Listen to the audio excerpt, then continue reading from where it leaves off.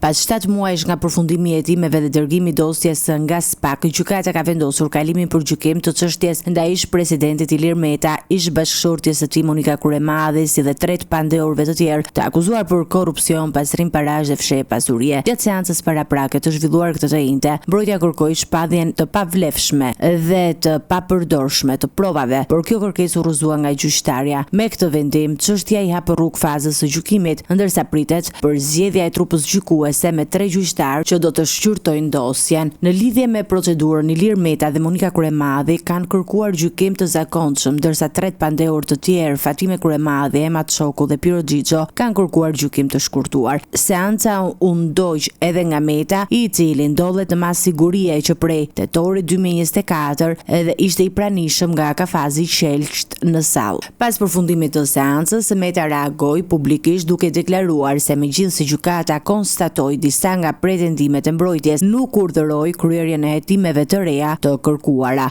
Edhe pse gjykatja konstatoi drejtësinë e shumë pretendimeve tona me mungesën e qëllimshme të veprimeve hetimore nga akuza për mosbardhjen e së vërtetës, në vend që të kërkonte që të bëheshin këto hetime të domosdoshme për të shmangur qëllimisht, deri tani vendosi që çështja të kalojë në gjykim, por edhe listoi të gjitha veprimet hetimore që duhen bërë njëkohësisht për zbardhjen e së vërtetës. Pra tani nuk do të kemi vetëm gjykim, por paralelisht edhe hetim. Përfundimi i seancës paraprake na jep lirin që të çmontojnë publikun të gjithë gënjeshtrat, falsifikimet dhe mashtrimet që ndodhen në fashikuj. Vendimin e gjykatës e komentoi dhe Monika Kuremadi. Unë nuk kam asnjë lloj surprizë në këtë gjë. Jam shumë e bindur që betejja jon politike, ky është një gjyq politik, ka qenë gjyq politik, nuk diskutohet. Ishte një vendim nën presion, asnjë gjë të keqe, jo të gjithë përballojnë presion, po patjetër. Sepse gjyqtarja lexoi, pranoi që në dosje 90% e akuzës së prokurorëve nuk ka provë. Sipas avokatit të presidentit, mangësitë në dosje janë të pakontestueshme. Atëherë,